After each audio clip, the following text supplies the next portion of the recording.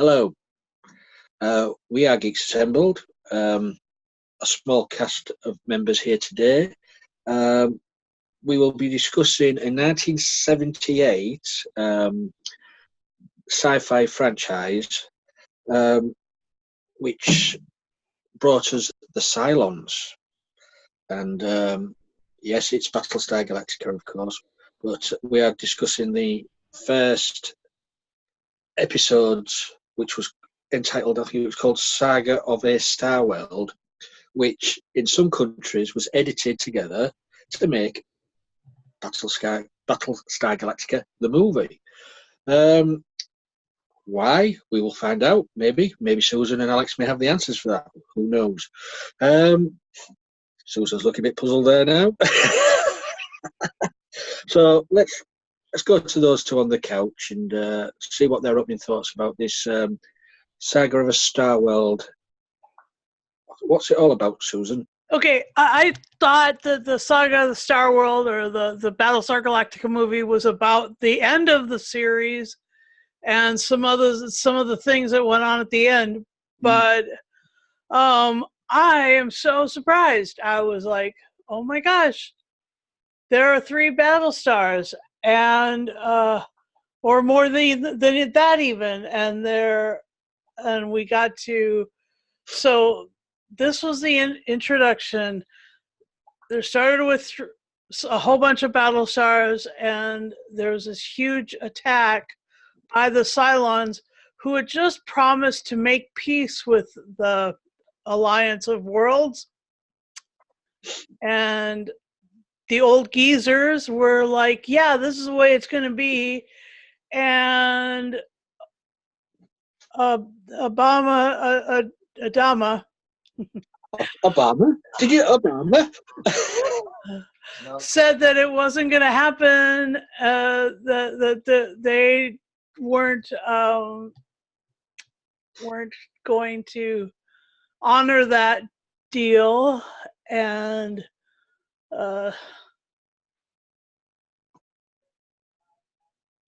so they sent a couple of fighters out just to scope what was going on, and suddenly there was 1 million of the Cylon fighters following them and trying to blow them up and stuff.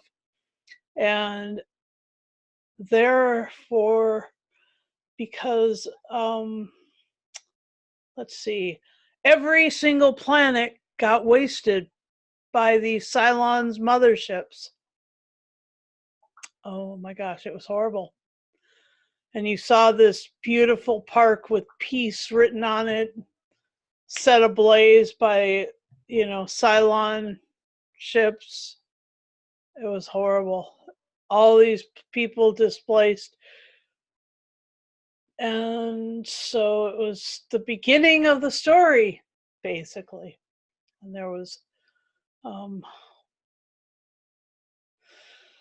there were beautiful women and handsome fighters and a little robot dog, furry robot dog, not like K9. Take no offense, Doctor Who fans. And there was a tasty resolution when the Council of Elders, or the Council of 12 or whatever, were told to go stuff it by Adama. Anyway, so that was a good resolution. Here's Alex. Yeah, unfortunately, even though I like the original one, it doesn't really wear well with age. And unfortunately, the show is very expensive to produce because they didn't have 10 billion computers back then. Uh-huh. And also the acting is just above okay. Again, this is the other question of everybody jumping on the Star Wars wagon.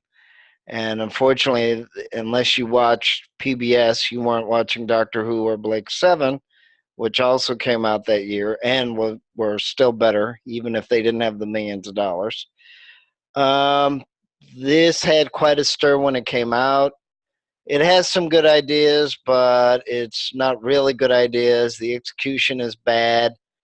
That's probably why Benedict went to the A Team. He also had more lines in the A Team, even though he wasn't in the pilot. And we have reviewed the A Team. Yeah, it just doesn't wear well. There's a lot of famous actors. The music isn't bad, but sometimes I don't know what Glenn A. Larson's doing. He produced Buck Rogers. He produced Knight Rider, most of it. He also has stolen a lot of ideas that he's gotten sued for. And he's also very religious also. So that's a little strange in a way. The Knight Rider theme is actually based on a 16th century opera piece, which is a shame. So unfortunately, while he might be a good producer, he doesn't have any original ideas. So he might have been the second or third generation of the original reboot producers, creators type of thing. It doesn't wear well. You have Rick Springfield, who was also famous for Jesse's Girl and General Hospital, and he's still doing that because people decided that he doesn't really know how to act. He's okay. Like I said, this is also the days of you didn't have 10 billion channels. You didn't have 10 billion cable networks to compete with. All they had to compete with was bad Italian movies or bad Asian movies, and then Star Wars and a little bit of British television that they had to compete with. But if you want a really good story and really good acting, you're better off either watching a real movie, not a TV edited movie, or watching British television. If you can stand the accents, which unfortunately a lot of Americans couldn't at the time. And then it tries too hard to be complicated. It tries too hard to, change this plot line, change that plot line. They made issues with the editing. They changed the costumes. The Cylons are ripoff of Cybermen from Doctor Who. It's quite obvious. They even have the red light from Knight Rider. I mean, it's again, it's 1978. A lot of movies and TV shows were not really excellent back then. And they certainly didn't have the budget, and they certainly didn't have the writing, and it's a product of its time. I do like the original show because it's slightly cheap, because it's not the best. But at the same point, I don't know if I would really go through again. Buck Rogers has better acting. It has better characters that are a little bit more endearing. In Battlestar Galactica, you might have 4 actors, maybe. They also did a sequel, Galactica 1980, with, they had Wolfman Jack in a couple of episodes, the DJ.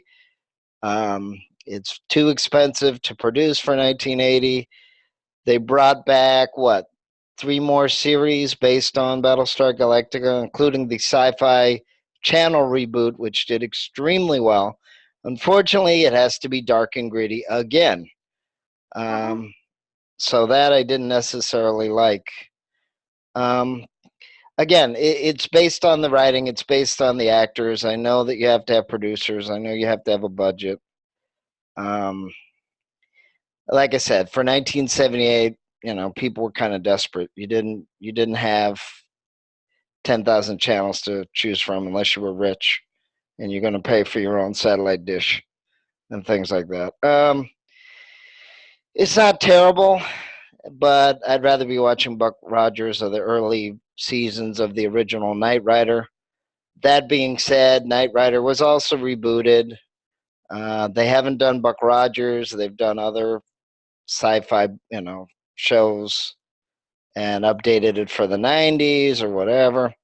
And so you watch it and see if you like it. If you like it, good. If you don't, they'll either reboot it or you'll have, 2 or 3 versions of it, like you do with Flash Gordon and things like that. And yes, they should be written better. I understand why a lot of Americans go, "Oh, that's cheap stuff. That's silly stuff," because they're trying to build in the excitement. Yeah. And there's excitement, but unfortunately, it's like a 4-piece play, and then the last act they try to push 10 different plot points in, and it's just kind of a mess. Like my stepfather said, even in when we saw it originally, it's not bad, but it's not excellent either. So it's tough. Thanks for that, Alex. Yeah, I mean, I remember watching Battlestar Galactica on Saturday mornings. This was shown on Saturday morning TV, and they say that the pilot, the movie, the edited episodes put together. Was it theatrically released over in the US?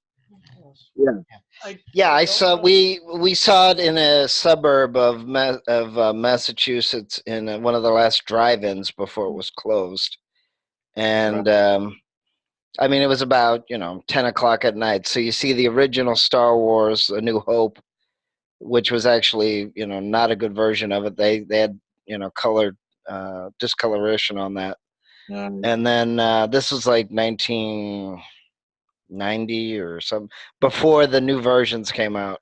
Oh, And but then they had the Battlestar Galactica as the second. But did it get released right away? Kind of. No, thing? it didn't get released right away. No, see that. The other problem was there was a lot of fans. One person committed suicide over this. Very strange. A 15-year-old committed suicide over the cancellation of the show. But like I said, remember, this is 1978 to 1980, something. And they had a lot of shows that they were trying on NBC and CBS, and some of them worked, some of them didn't. Some of them were, really bad budget because they also did a turnaround. So unless they had faith in a show like Cheers or something like that, it got canceled within a year or within, 14 episodes. And ironically, that's what a lot of shows have now, unless they're tremendously popular. I think that this Battlestar Galactica show, not the movie part, but the show ended up on Saturday morning eventually in the United States as well. Yeah. I do remember it playing at some point in the morning. So you're probably quite right about the placement in the schedule. Well, I mean, remember, cable came out, 1983? Yeah. So they also had to have about 100 episodes to play it for 3 or 4 months, maybe. Yeah, for syndication. And the other thing was, the original night that they showed this TV movie, they had the SALT talks, SALT, the SALT Treaty talks. So most stations actually interrupted it and then went right back to the movie. Oh, the strategic. And actually played later on. So it might have started at 7:30, 8 o'clock, and because of the interruption of the news broadcast for the treaty, it was playing on until midnight or whatever. Right. And this was an hour. Even though this movie is 2 hours long, the show was each about 50 to 55 minutes long. So it would actually be closer to 2 hours and 30 minutes of actual complete showtime. Oh yeah. Of the 3 episodes. So, do you have it in with the episodes separated out there, Lee? No. Well, it's on the back. It's the episodes are separated. Saga of a Star World Part 1, Part 2, Part 3.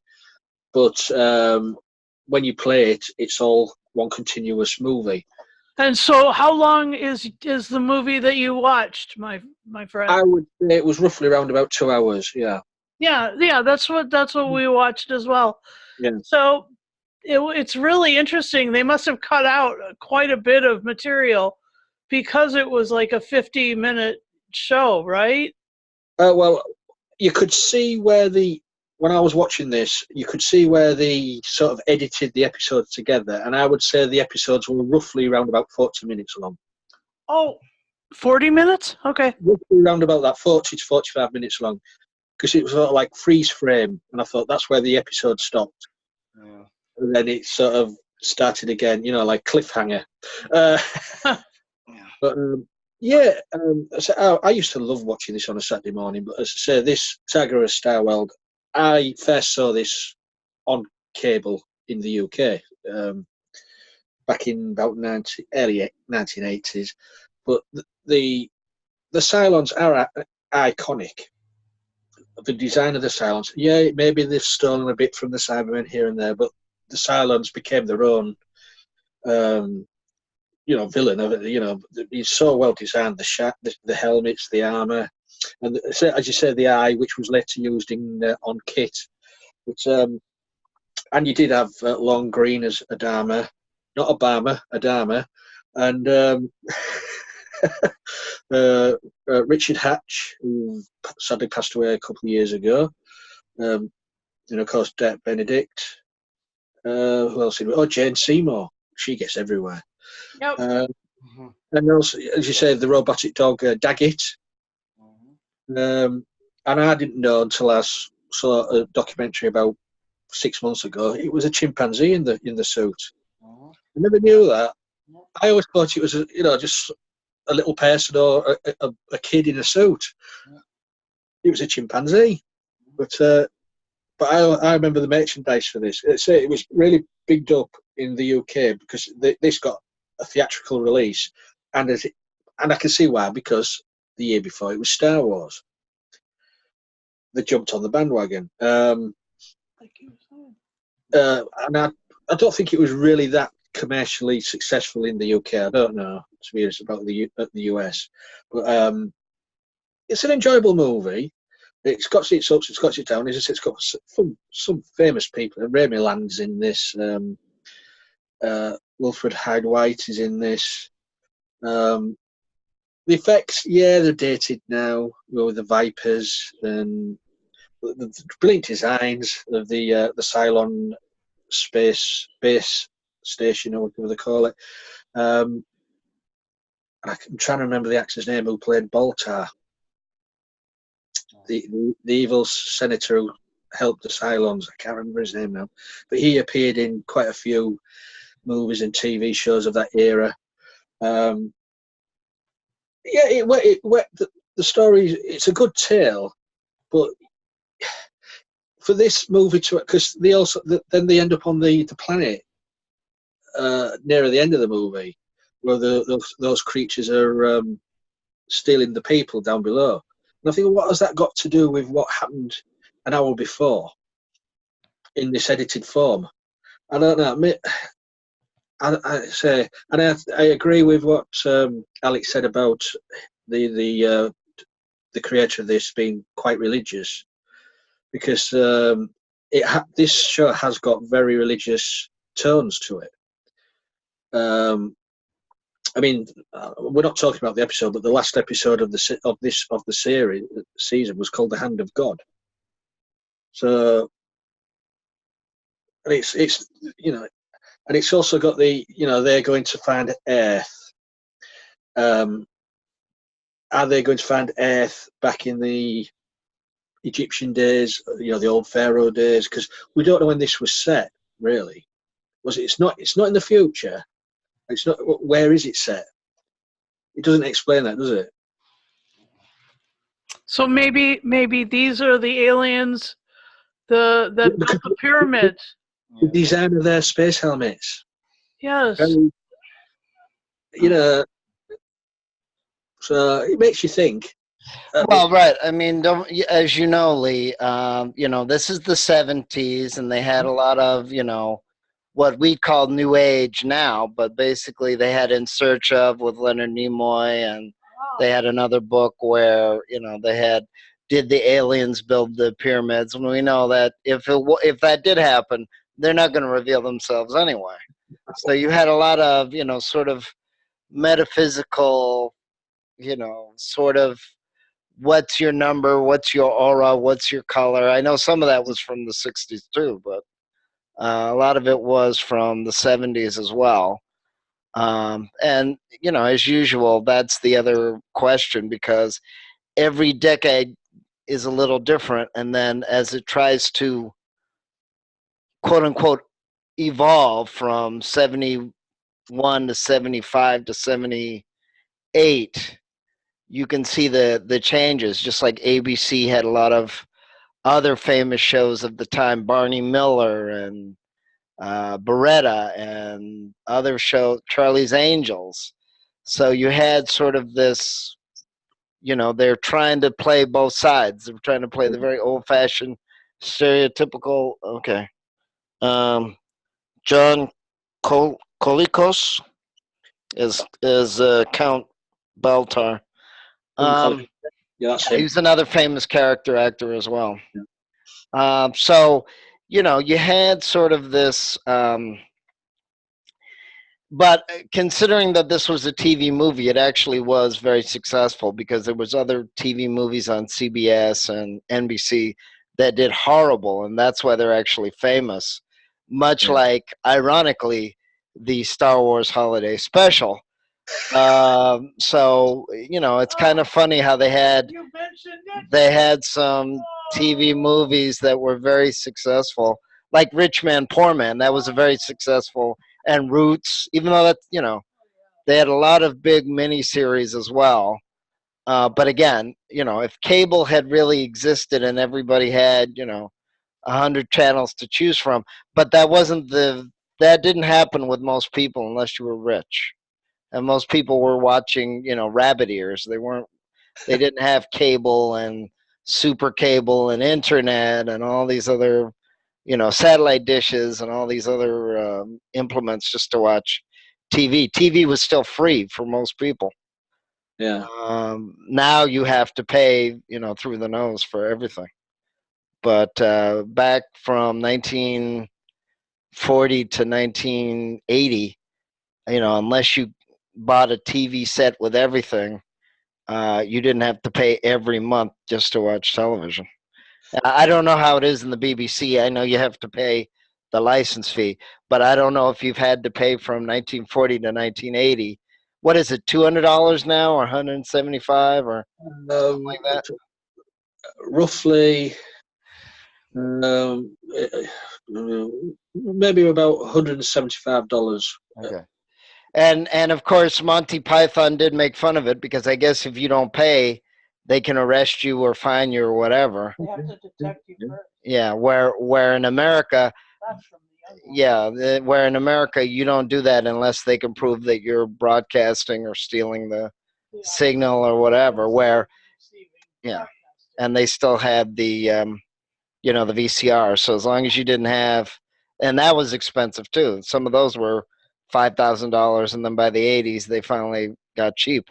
But as long as you weren't selling it, as long as you weren't, you know, advertising it, you could do it. Now it's still not encouraged. The 80s, you could, you know, record stuff from the radio, record stuff from the TV. But as I said, you didn't have to pay every single month. Where now you do. You have to pay, you know, anywhere from 20 to, you know, 150, especially if you want sports and all that. So yeah, I think if it had taken place in the 60s, even though the technology wasn't there, or if it had, you know, taken place in the 90s, the networks did change, and they're competing a lot now. They are rebooting everything, though, so that's another irony, that Glenn Larson was actually ahead of the curve, that they're rebooting everything.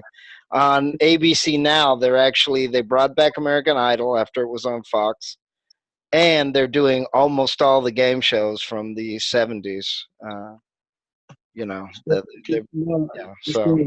Just no originality these days. Yeah. Yeah. So, have we got any things you liked about this, or your favorite moments, or things you weren't too keen on? I mean, the music's good. The idea of the dog is good. The Cylons aren't bad, except they are a little bit like the Cybermen and Kit from Knight Rider. But otherwise, they are, you know, original. And I know it's tough to come up with original ideas as well. The acting, it's okay. Of course, Lauren Green was known for Bonanza in the 60s.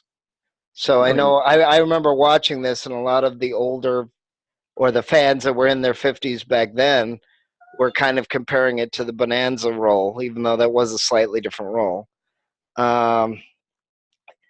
Yeah, I mean, it's Mr. not. Cartwright. Yeah, it's not bad, but it's not really good, and I can see why it was rebooted. I just didn't like the direction that they took it in. Of course, with the reboot, you have Edward James Olmos, who was a very good actor as well. But it was different material. It's a different, decade. It's a different era, and this was the other issue, unfortunately, with a lot of the American shows, that they were trying to pull you in with a TV star or a plot line or whatever, and they didn't really work on, a very good, intelligent story that, is still watchable 40 years later. But like I said, it wasn't all bad, but it is a Glenn A. Larson type of show that you have to, it's like I said, he had, well, I haven't looked up his other shows right now, but I know it's Buck Rogers. I know it's Battlestar Galactica. I know it's part of Knight Rider. I like Knight Rider, but I know a lot of people that view that as very cheesy as well. But like I said, it's the 80s too. The other complaint that I know my family had about it was it wasn't written very well, and it was very gimmicky. But that's the thing. You're watching TV, and that's how they were trying to pull people in. TV's always been a little bit gimmicky, especially American television. Okay. Glenn Larson did McCloud, Magnum PI, Battlestar Galactica, Quincy ME, Magnum PI, Knight Rider, Battle Caprica. Let's see. He wrote Millennium, Nightman, The Darwin Conspiracy, and One West Waikiki. So, yeah, he did a lot of different things. I guess my favorite part of the Battlestar Galactica movie was when all the spaceships of all the other planets were taking off and joining the ragtag fugitive fleet. That was really cool because there were a bunch of junky old spaceships going up, and that's what I always thought was good about Battlestar Galactica, where all these people, like, one that looks like a semi truck, one that looks like a bathtub, one that looks like some sort of face razor. Just so funny, like all these cool sort of cobbled together spaceships, and they're taking off, going to space, and they're going to be part of this show for a while, and that was cool. I guess the other part that I liked was when the evil senator, part of the Council of 12, he got it. No spoilers, but yeah, he got shot by the Cylons at the end, and so that was good. Yay for justice. Anyway, it was a good story. I personally enjoyed it, but I agree with Lee. Well, I agree with Alex that it's written a bit chunky, like not exactly elegant writing, and then I agree with Lee, like, what the heck was that all that stuff at the end? But I guess they had to get ready for next week's episode, so that's probably what they were doing. Just dropping bombs and taking names and pointing fingers and laughing and then running away. Anyway, that's what I think. Well, see, the version of this evil senator, is it Baltar? Spoilers, you didn't get shot. Because he takes over command of the Cylon fleet in the series. Oh, but then what was so? Well, Yeah, I mean, again, this is also the era of many different versions of the yeah, same thing. Yeah. true, yeah, that's true. I mean, I liked any scene with the Cylons. I mean, the spaceship designs are brilliant. But there was one query I did have. The leaders of the Cylon what sit on them tall podiums. Why do we always just see them from the back? Yeah. Why do we? Because you never saw the face. I just didn't get that. And I'm so They don't have a face. Perhaps they're just black. Perhaps they just have no face. They're just like the faceless ones. Oh wait, that's another show. As we know, it was the budget, it was the time as well, and it was the runtime. Oh, lack of creativity. Yeah.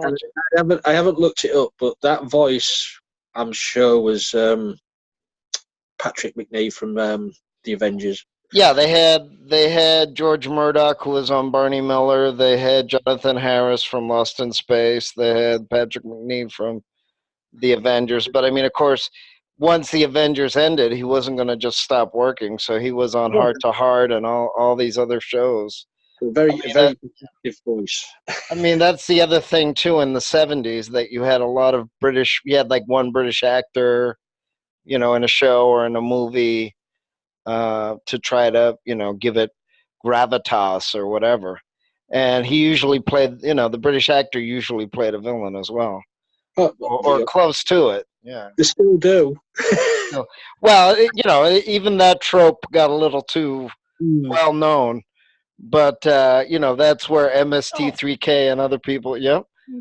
That's where the MST3K was making fun of 70s movies by saying, in the credits, Sir Laurence Olivier as, I knew it was his voice.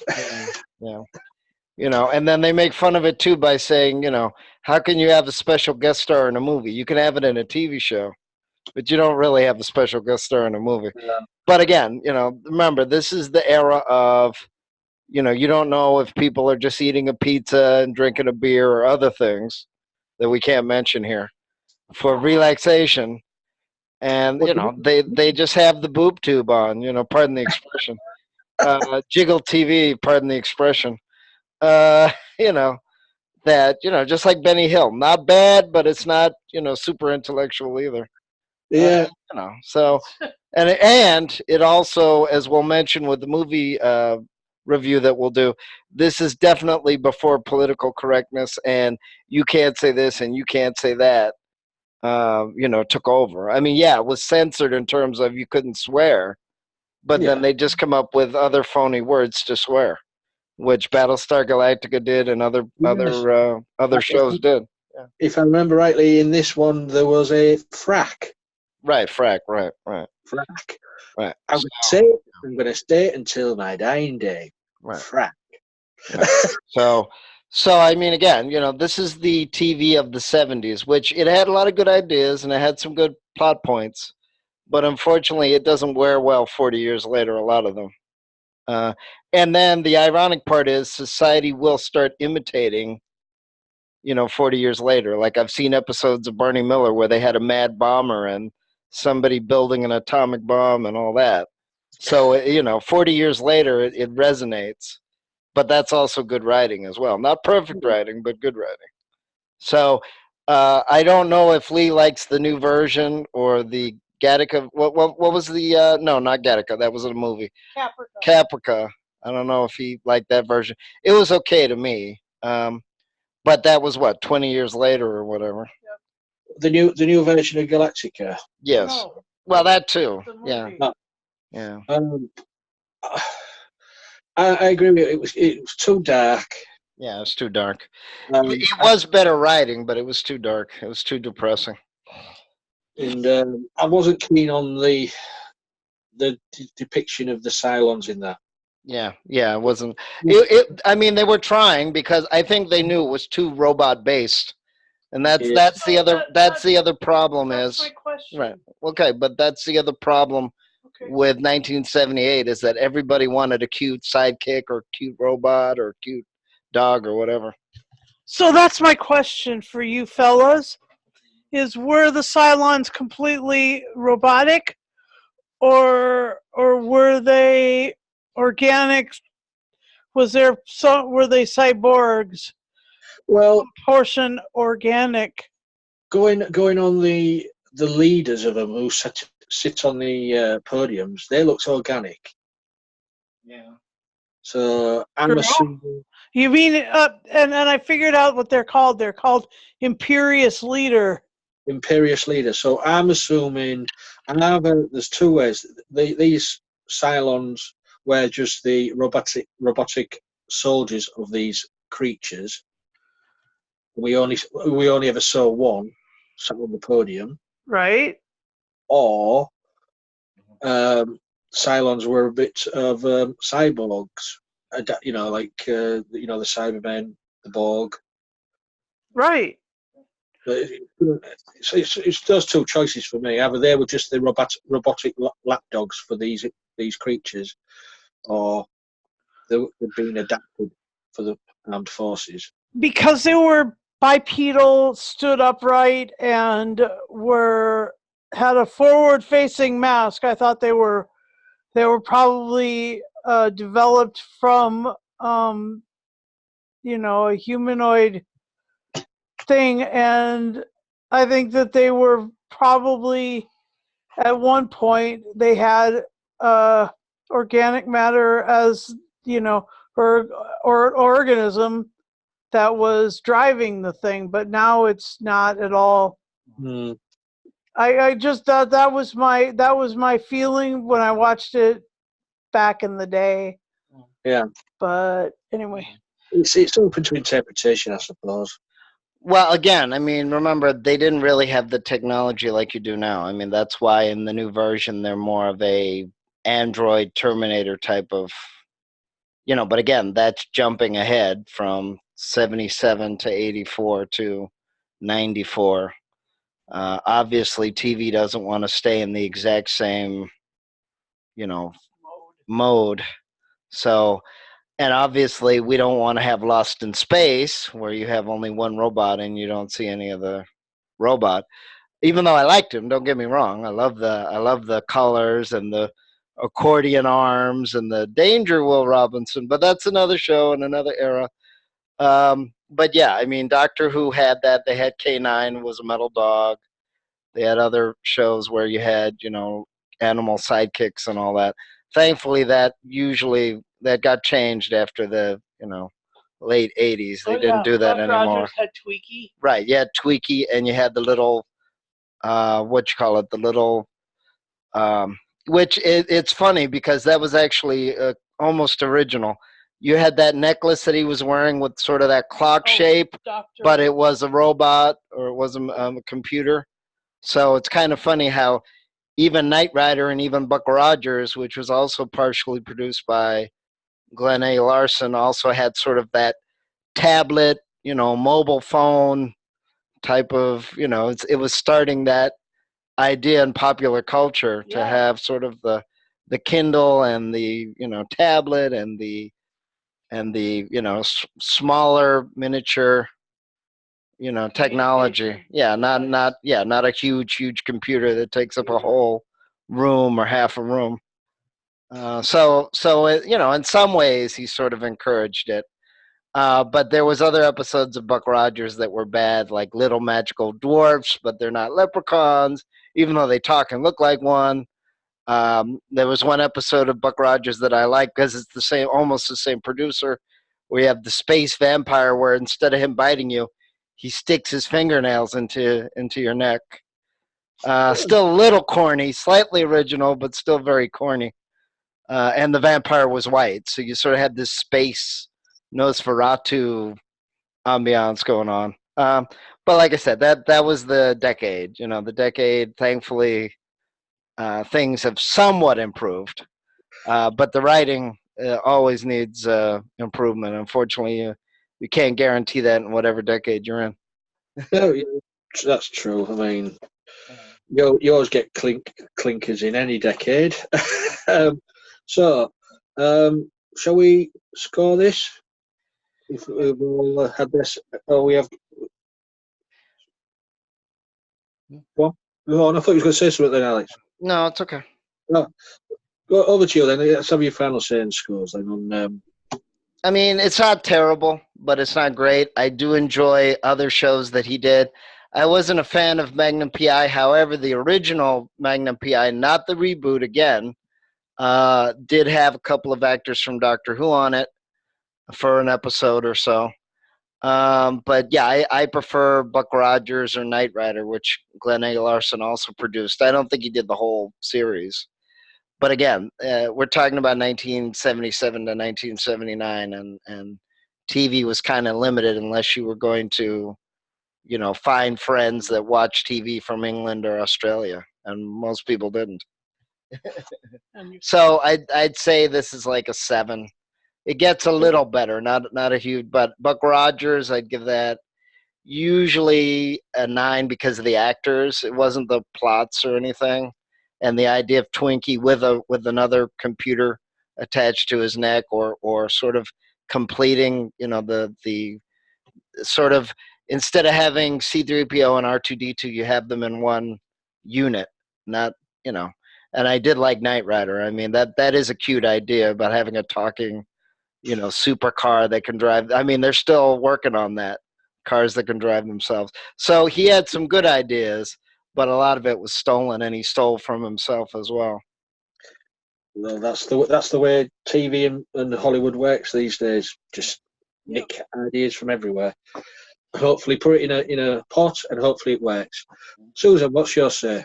My say is it was definitely interesting. It was super great that we watched it, and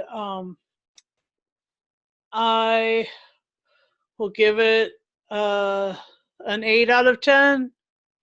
Not a bad Not a bad 2 score. hours to spend, and I may have to watch BG again.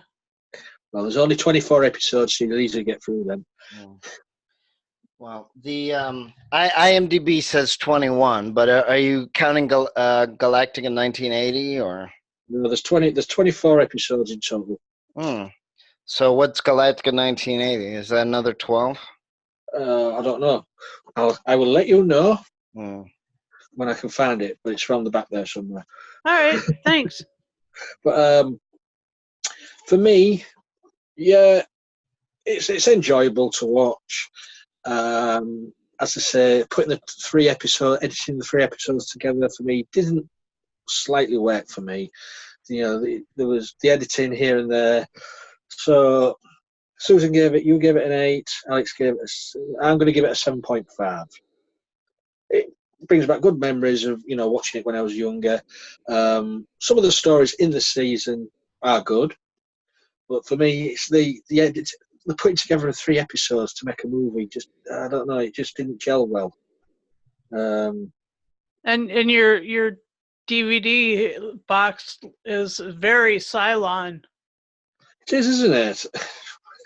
Very shiny. Yes, quite. All right, so with Galactica 1980, it was another 10 episodes because of demand and because they decided to produce some more, even though the originals were very expensive to do back then. Yeah. So I've got Galactica 1980 somewhere around there, but I usually end up watching these instead of that season for some strange reason. I don't know why. Yeah, well, Wolfman Jack may have another reason to do for it, but again, this is the 70s, so remember that he was already around for 20 years by the time 77 rolled around. Yeah. But yeah, if you watch YouTube, some of the stuff he does is really cheesy in 1977. Right. So we've discussed Battlestar Galactica. We've discussed it. We've talked about it. We've given it a little score. So it's time to say goodbye. Very well. And I'll read us until next time. So Alex and Susan, thanks for sitting down and talking about this TV movie or whatever we want to call it. If you guys out there like this, please leave a comment below. Give us a thumbs up, or join us. What's Susan doing now? What's that? Oh, dear. Oh, That makes sense when you're watching a sci-fi movie. yeah. Anyway, Yeah. I think on that note, we'll end it there. Yeah. But if you want to join us, let us know. Get in touch with us. So until next time, bye bye.